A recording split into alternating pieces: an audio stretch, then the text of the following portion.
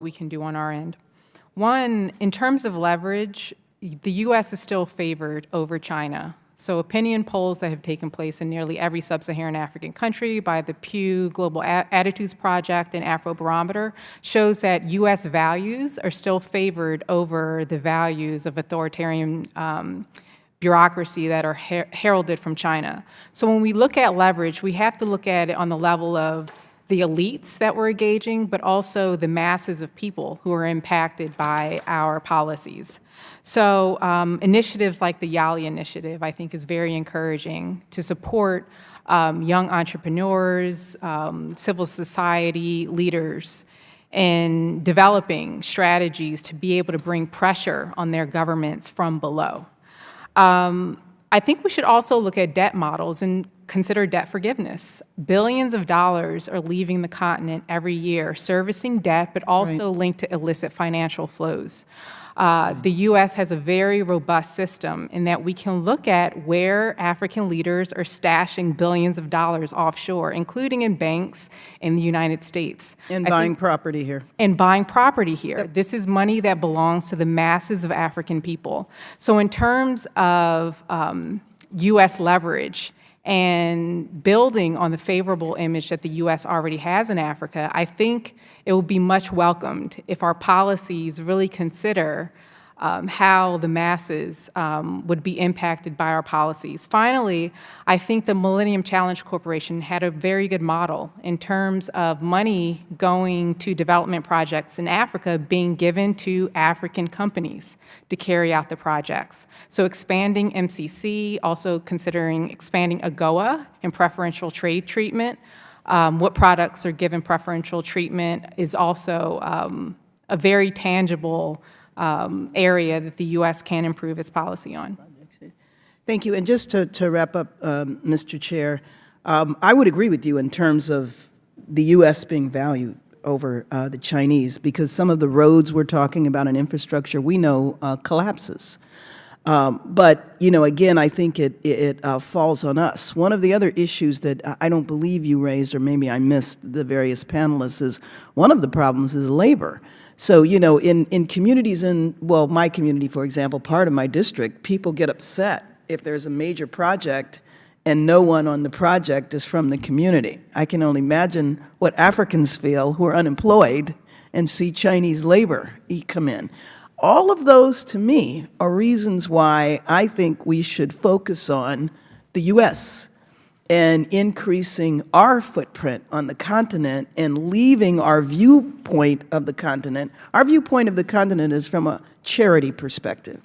What you watch on late-night TV on Africa in terms of the commercials, until we leave that viewpoint and join the rest of the world in looking at the continent of Africa from the point of view of partnership and opportunity, and then promote U.S. businesses to do business on the continent. We can sit and complain about China all we want, but to me, it's a question of us stepping up. And with that, I yield back. Thank you. Chairman Shabbat. Thank you very much, Mr. Chairman. Last month, it was brought to my attention that the tribal rivalry between the Dinka and Nuer people in South Sudan has resurfaced. I've heard reports that the Chinese government is directly benefiting from this conflict by extracting resources with virtually no benefit for the people who inhabit the land, and possibly even using enslaved locals for their labor.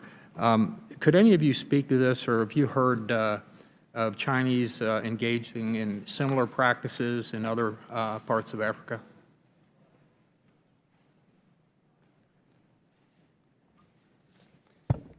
Well, I'll take a stab.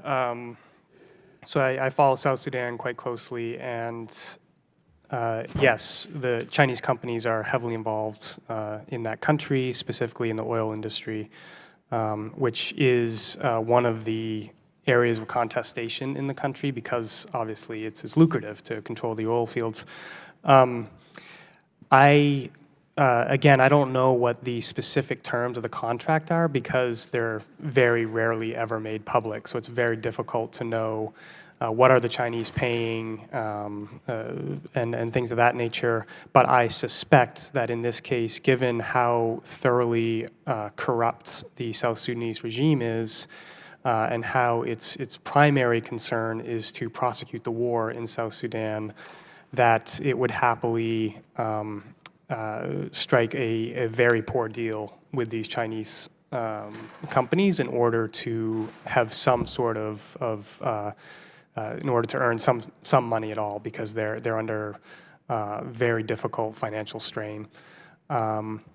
To the question about slave labor, I haven't encountered or heard of that happening in South Sudan specifically, but one of the concerns of Chinese engagement on the continent is the standards for labor, and frequently they're not up to the standards that a Western firm would demand or uphold. So and this has caused conflict in other parts of the continent where there's even been deaths when miners have struck, for instance, at Chinese mines and then been shot. So I wouldn't at all be surprised if there are serious labor abuses in the South Sudanese oil fields as well. Thank you very much. Would any other panel members want to add anything to that? If not, I'll move to another question. Okay, I'll go ahead. China's notorious for undermining Taiwan every chance it gets. I was one of the original founders of the Congressional Taiwan Caucus and have been working on Taiwan issues for many years now. How has Beijing leveraged its influence in Africa against Taiwan? What impact does increasing Chinese influence in Africa have on Taiwan's global standing? For example, pressing countries across the globe, including in Africa, to drop their recognition of Taiwan. Would anybody want to address that? I saw you nodding, Mr. Meservey, so if you'd like to. Sure. I addressed this in my written testimony. In 2005, there were 7 African countries that recognized Taiwan. There's 2 left now. And that's the result of a campaign by the Chinese on the continent. Sao Tome and Principe was the most recent African country to cut ties. That was just late last year. And they immediately received very large Chinese loans. The Chinese have never given loans to countries that maintain ties with Taiwan. There's only 2 left, as I said, Burkina Faso and Swaziland. And I suspect, I didn't go back before 2005, but if you went further back, I'm sure there were many more African countries with ties to Taiwan that have steadily cut them off because of Beijing's inducements. Thank you. And then finally, when China builds goodwill, when it does various projects in Africa, but really around the world, it always does so with the expectation that its partner will disproportionately favor China. There's always something in it, much more for China. You might think you're getting something out of it and it's sort of free, but it's never free with China.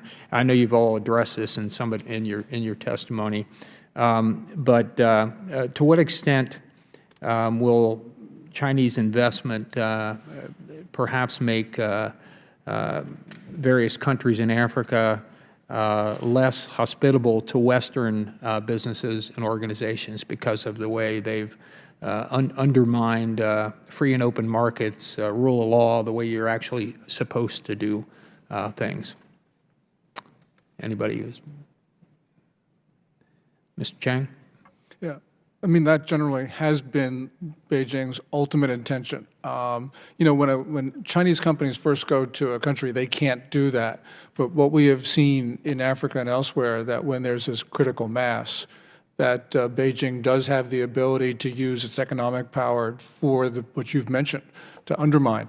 The whole concept of Beijing undermining good governance in Africa and elsewhere has just been so clear.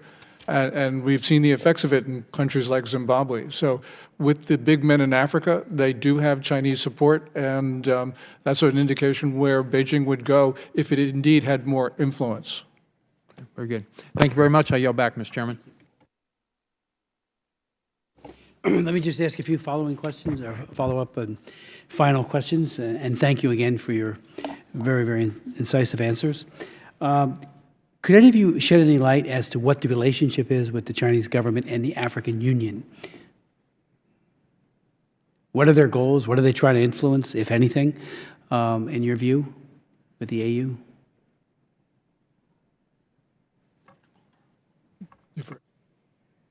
So the Chinese government built the African I know Union that. headquarters, so that's obvious. It's interesting that the Chinese government prefers not to engage in negotiations with blocks, power blocks. They prefer to negotiate on a bilateral basis. And that's obvious. Anytime a group of countries negotiate as a bloc, especially countries that aren't as integrated, like in Africa, that will put China at a better advantage in terms of negotiating trade deals.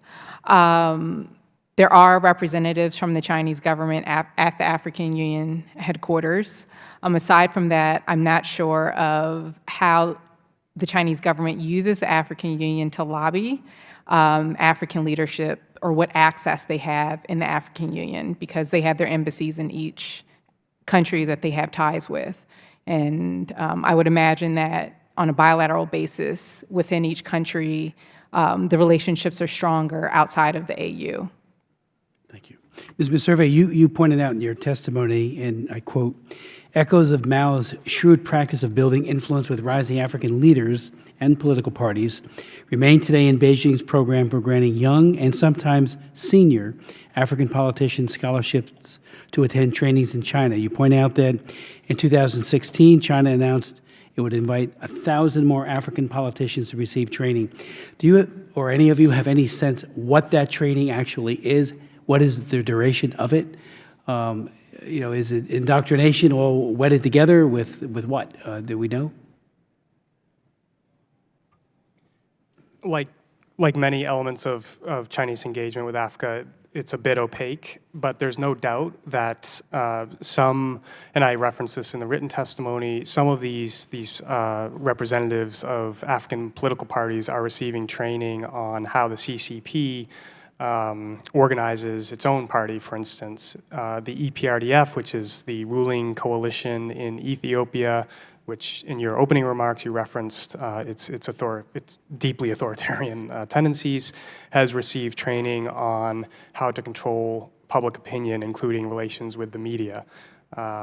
So I think the thrust of a lot of these trainings, and there are objectively benign trainings like around agricultural competencies and such, but the thrust for a lot of the parties, the African parties that are interested, and I think there's been at least 7 ruling African parties that have participated in these trainings, is learning how to learn how to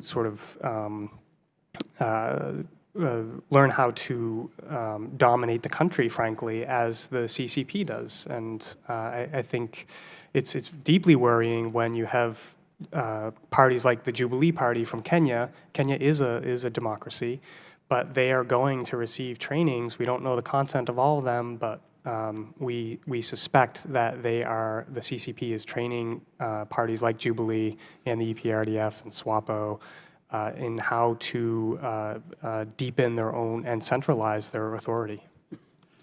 Yes. And Mr. Chairman, if I could, I think it's important that we not underestimate the degree to which China is becoming a desirable place to obtain technical knowledge. They are an increasingly sophisticated economy, investing heavily in areas of R&D, and to the degree that they are, actively seeking to attract students from other countries, let's recognize that's our model. And I do worry that at the moment that feels a little vulnerable here. And I think it's one of the ways in which we've been so effective in the world is that we've been particularly open to foreign students who come to our universities. And so that, as a model that is now growing in China, we need to recognize its value to us as well.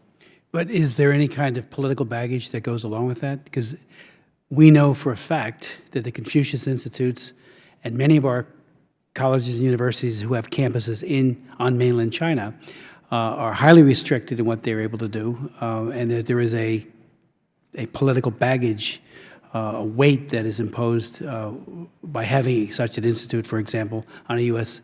campus.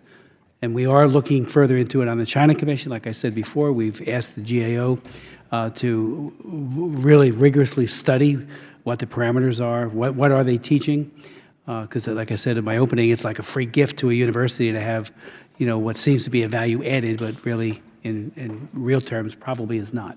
It's soft power. Mr. Chairman, just on one aspect, I don't know the nature of the training that the Chinese are offering, but the one big drawback that China suffers is that African students and others have been the targets of really ugly racism in China, and that must have tarred the image. And one of the great things about the United States is just the openness of it. And so that when students come here, they generally have a very positive view of the United States. And we have to work at that, of course. But Beijing does suffer from it because it does have the money to bring everybody to Beijing, but it doesn't have the ability to change Chinese attitudes.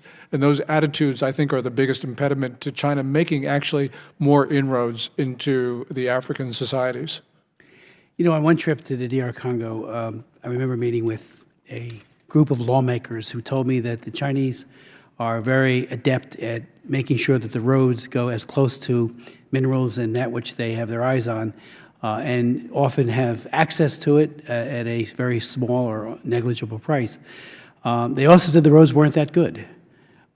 What is your sense in terms of the quality of the goods? We know that in Kenya, a bridge several months ago collapsed, and Kenyatta had been there visiting just 2 weeks before it collapsed.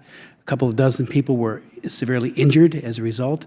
What is the quality of those goods? And finally, just let me ask if you could, Mr. Chang, in your book, The Coming Collapse of China and elsewhere, you have questioned the sustainability of China's debt in the long term, in part due to its inefficient lending to state-owned enterprises.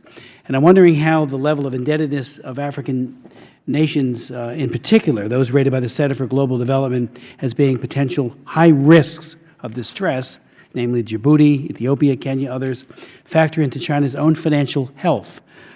What would be the effect on China's lending institutions of a default or a restructuring? And how might you think that might rattle the markets globally? Mr. Chairman, we're seeing this not played out in Africa, but certainly being played out in Venezuela, where there is somewhere between $17 to $20 billion of debt. And to borrow your term, we just don't know the full extent of that debt, but we do know that China is in difficult straits because they don't know how to do this. Part of it is because maybe of a lack of experience, but also because they realize that the more money they put into Venezuela, the more difficult it becomes as a bigger problem. And indeed, in the last year or so, they have not been extending additional advances. Now, they're going to play this all out in connection with Djibouti, as you mentioned, and also with Tanzania right now with the debt restructuring. Beijing has a lot of money, but it also has a lot of commitments. And this is the whole concept of imperial overstretch. And we see this playing out in China's relations with countries around the world, especially in Africa, where they have gone out and made very large commitments, but have not oftentimes been able to fulfill them. And that is largely because they've got too big ambitions. They say that they have $3.2 trillion of foreign exchange reserves, but that money is not unencumbered. They've been using a fair amount of this money for Belt and Road projects, which are not sustainable. I practiced law in Hong Kong at a time where anything that could be financed was financed by the private sector. What China is doing with Belt and Road right now is financing those things that nobody would have ever touched. And they wouldn't have touched them for good reason. Beijing is going to see all of these projects, well, not all of them, but many of these projects having to be refinanced on terms that are unfavorable to the Chinese, largely because these projects are just not economic. We see this especially in Latin America right now, where you've had two very large Chinese projects crater, the Interocean Canal at Nicaragua, and also the Atlantic to Pacific Railroad. China hasn't done, I think, anything as large as that in Africa, which has been such spectacular failures, but we've seen smaller projects not go forward in similar fashion. Mr. Castro. Thank you all for your testimony today. Let me ask you all, how much does China use, aside from their projects, right, like the ones they're doing in Latin America and some of the projects in Africa, what kind of development aid do they offer to the countries in the way that the United States has USAID, for example?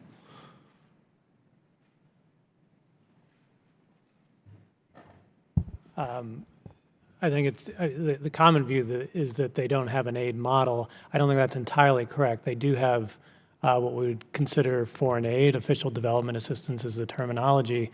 It is very small relative to the other types of financing that they do. It is growing. And why do you think that they haven't used that? They haven't adopted the same model? Is it that they can't afford it, or they just don't believe in it? What's your best I would say, assessment? I mean, what I would hear from Chinese counterparts over the years consistently is, we are not a rich country, we are not an aid provider, we ourselves are a poor country. Now, they've had to evolve that message as reality. It's the second largest Yeah. economy in the world. And both, so the message has evolved, but also the reality is changing. They are increasing their levels of foreign aid. On something like the Belt and Road Initiative, which is infrastructure oriented, you are seeing an aid component allocated to things like technical assistance, project preparation.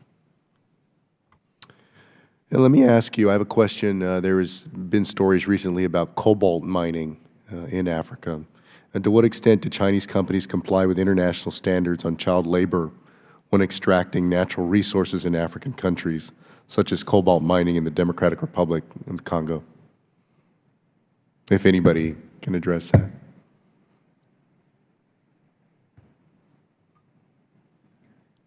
Yeah, the cobalt issue in Eastern DRC is a fascinating one. The Chinese have moved strategically, I would say, to dominate the global supply chain for cobalt. Cobalt, of course, is a critical mineral in the creation of lithium-ion batteries, which may well be extraordinarily important, even more so than now, particularly if driverless cars becomes as big of an industry as many people think it will. So as far as child labor standards specifically, I'm not sure what the Chinese companies that are involved in cobalt mining have for those sorts of standards.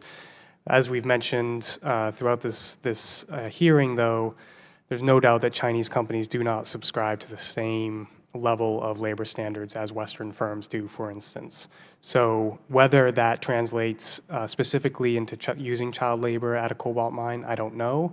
I wouldn't be surprised if the answer is yes.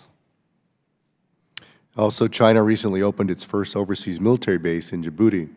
What do you expect the purpose of this base is, and where do you see China's expanding footprint in the region? And do you see them expanding militarily in Africa beyond this one base?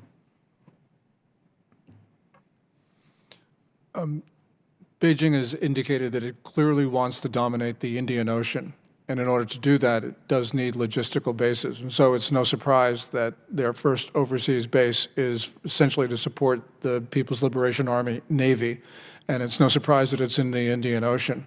The thing that I'm concerned about is the Chinese have been thinking about establishing a base at Walvis Bay in Namibia in the southern Atlantic. And what's even more concerning, and I mentioned this before, is Chinese officials have been looking at the Azores. The United States Air Force has a base, it's called Base Number 4, Lodges, and because of budget cutbacks has been reducing the presence there down to what they call a ghost base.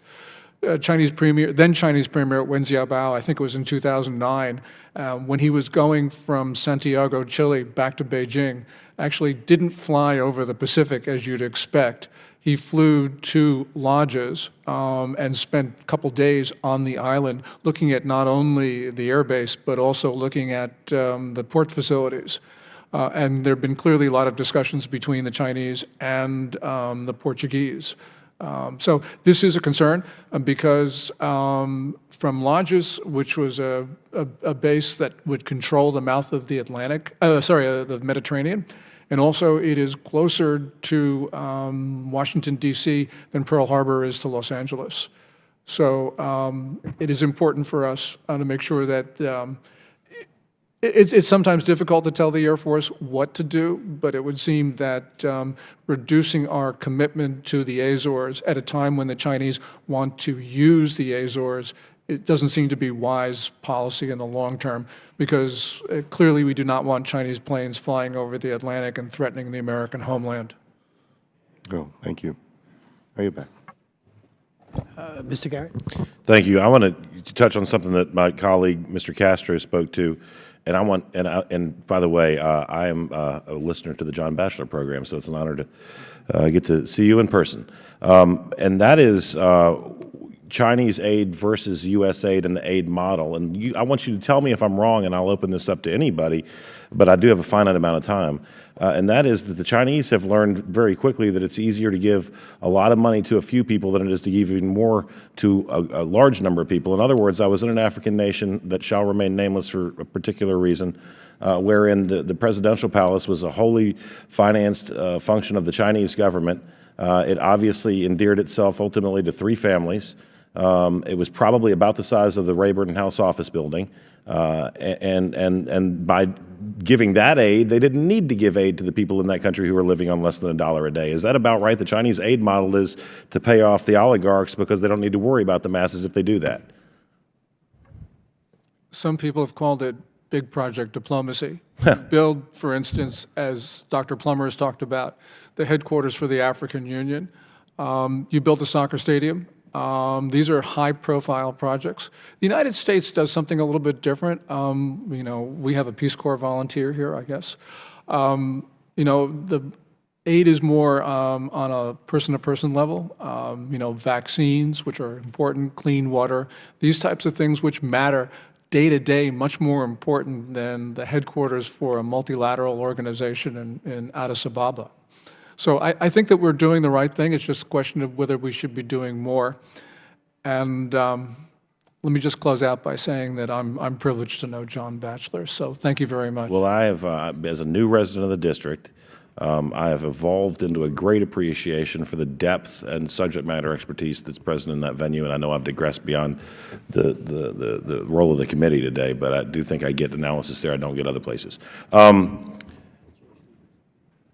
As it relates to sort of the neocolonialist tag, which I candidly think is incredibly appropriate, it's been my observation in a very limited period of time and only a couple of different countries on the African continent that the reality is that China is on the ground in a depth that we as Americans and even as members of this body fail to understand as it relates to control of the apparatus that make things go, the infrastructure, if you will.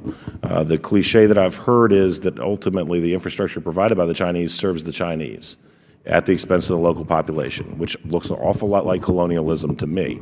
I would invite you to speak to the cliche that the roads that they build run from the resource to the port, and whether or not that's the reality, or if these projects and quote unquote investments actually serve the local populaces.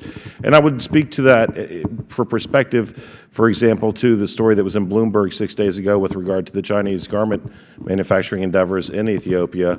And then the treatment of the workers therein, without even digressing into child labor circumstances in China, which they've told us have changed, but we have anecdotal and real evidence to indicate they haven't. So the infrastructure investment that the Chinese tout in the developing world, is that to serve the developing world, or is that to serve the Chinese, based on, and again, anybody chime in? Again, Mr. Chang, I hold you in extraordinarily high regard. I got 3 other awesome people here, including Dr. Plummer, who's got a Woodson Fellowship at UVA, which is in my district. So you're awesome. So anybody, the Chinese investment in infrastructure, is it serving these developing nations or is it serving China? Well, I think it all depends on the project. So your first question, when you asked the scope of the infrastructure, who does it serve? You mentioned a prestige project, the presidential palace. You find that the Chinese government tends to be very responsive to what African elites request. So if there's an election year and an elite, a representative says, hey, I need a road built between these 2 towns, it's an election year, will you be able to deliver that project? Of course, it's not free. There's a loan taken out. Leaders in China have been praised for being responsive in that way. So it's up to the African leadership to make certain requests. So Let me interrupt, not by disrespect, and not to even disagree. An autocratic regime is a lot more responsive, right, than a laboriously democratic. absolutely. But go ahead. Absolutely. So to answer your question, does the local population benefit from the infrastructure? It all depends on the quality of leadership and whether the leadership within that country works autonomously from their population or if they work to benefit their population. So it all depends. In terms of the large-scale transport infrastructure models and to some extent the power infrastructure models, geographers have gone in and mapped out where the roads, the railways, where the ports are being situated. And yes, you find that it's a two-way street. They benefit the extractive sectors, but also they're intended to get Chinese-made products into hard-to-get places within the African interior. So it serves that dual purpose. But you also find that some of the aid is within the agricultural sector, so to teach farmers how to build rice paddies. You have medical doctors that have been dispatched. You have teachers that have been dispatched to different areas. So it's a lot broader than just the large-scale infrastructure. But I would say this, I mean, the racism manifests sort of, there's almost a Sino-supremacist sort of attitude amongst a segment of the Chinese leadership that they're just better than everybody else and that they're doing everybody a favor by virtue of gracing them with their presence, which I think harkens back to what we saw coming out of Europe for a couple of centuries. But that's troubling in a world where I think we should get back to the King model of content of character versus color of skin. And when it manifests itself in foreign policy, and I think China's not the only instance where this happens, but we aren't talking about some other regions right now that some of y'all might have some expertise in, that becomes worse. Let me ask you a rhetorical based on essentially my opinion, and let me give it to Joshua and Scott and conclude because y'all have been very indulgent. The U.S. model of international aid is the superior model if it is in a world wherein the individuals in receipt of the aid have self-determination. In other words, we give aid to the end user, the person who might lack a meal. I'm a huge champion of McGovern-Dole, of educating women to reduce radicalism and create economic opportunity. Not because I like women better than men, but because we see patterns where educated women create greater opportunity, reduce radicalism, and lift the society, right? That if you take 50% of your population and disenfranchise them, that ultimately you never get to be as good as you can be. So when the end user is self-determinative and our aid goes to the end user, then our model works. But where there are autocratic regimes, where there are dictatorial regimes, the Chinese model works. Because essentially, you can call them priority projects or whatever you want to call them, but it's buying off the people at the top so as to extract benefit from essentially the sweat of the people at the bottom. Is that inaccurate in your opinion, Joshua or Mr. McSurvey? I'm dodging your last name because I don't want to mispronounce it. And Mr. Morris? Yeah, I think there's a lot of truth to that. In my written testimony, I called corruption a Chinese competitive advantage on the continent.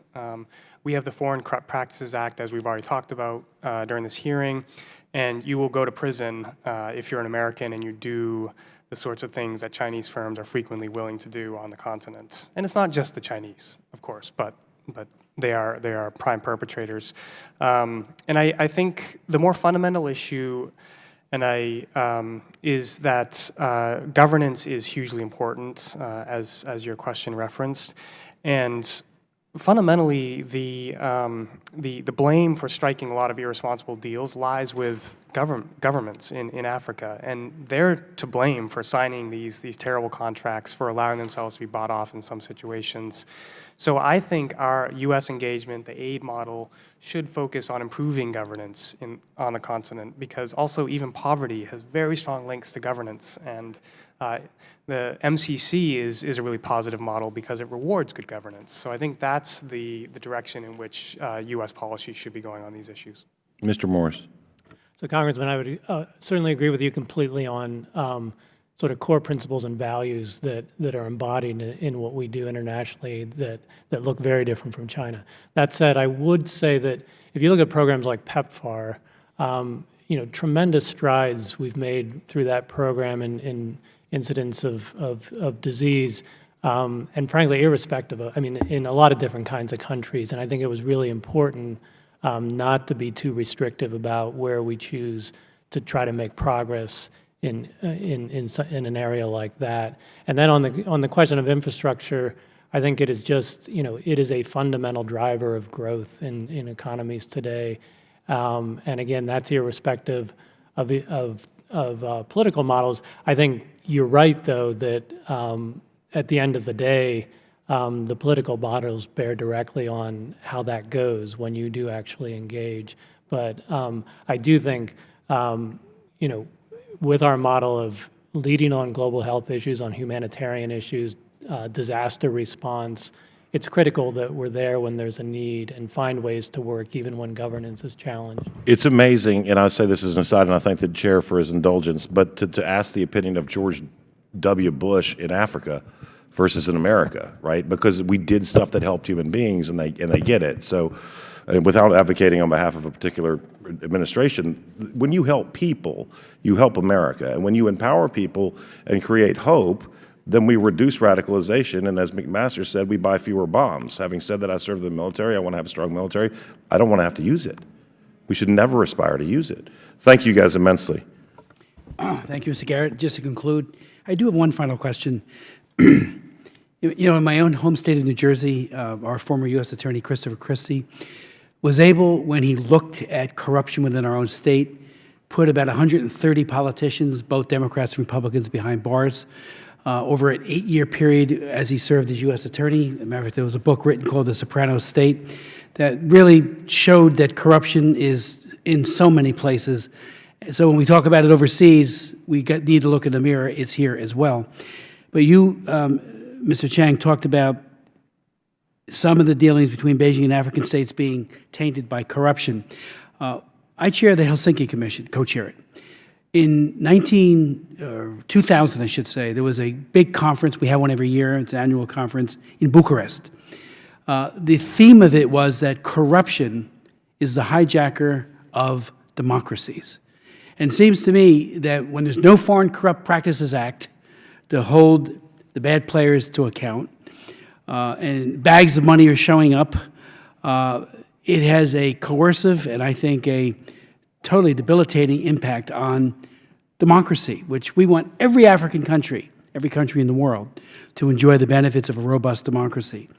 If any of you would like, as we conclude, to speak to that issue, and I remember in Bucharest, we were talking to a lot of the emerging democracies, and some of whom were going the wrong way, sadly, Russia being probably chief among them, and of course the kleptocracy there, and the oligarchs have stolen so much, robbed the people of so much there, and Putin is right walking point on that. So if you could speak to that issue, because I think on the intermediate, long term, short term as well, we want Africa to thrive. Can't thrive when you got corruption. Yeah, Mr. Chairman, what I thought was really striking was that in the era of Hu Jintao, the predecessor to Xi Jinping, his son was implicated in a bribery scandal in Tanzania for the sale of airport scanners, I believe that it was. And this indicates that this is not just some Chinese businessman being caught trying to bribe an African official. This goes to the top. This went to the top of the Chinese political system. And I think people understood that this was the nature of China in Africa, in other places as well. And so you see this replicated, as Dr. Plummer said, you got to look at it country by country. But nonetheless, this was one very glaring example of the son of a Chinese political leader bribing officials in Africa and being withdrawn out of Africa to avoid embarrassment in Beijing. Dr. Plummer. Chairman Smith, thank you so much for bringing up the corruption issue. I just want to reiterate the illicit financial flows. Billions of dollars are leaving Africa every year, and they're being held in banks in Europe, in the United States, and in the Caribbean. And the United States can play a role in helping to recover that money and repatriate it back to the continent. So I think that's something that's very tangible, that we can play a role because we have robust institutions to be able to investigate where this money is going and where it's being held. Mr. Morris, what role should we play? I just want to agree with thought Dr. you might Plummer. want I to think this is, I mean, it's not what we consider by any means traditional foreign aid, but it's a critical function of the U.S. government that, we're providing a good to the global community in this regard by acting aggressively in this area. I'll give a quick example to supplement what Dr. Plummer said. The Vice President of Equatorial Guinea is the son of the president there, actually. And he has had luxury vehicles and mansions seized all over the world now because, in Europe and in the US, because those governments decided to go after him. There's a plethora of opportunities to do that sort of thing. The US has particular leverage with dual citizens who populate governments in Somalia and South Sudan. So that's an obvious another area. And it's not just China that engages in this activity. Gulf states are very bad in this way as well. Thank you so very much for sharing your insights and wisdom with the subcommittee. The hearing is adjourned.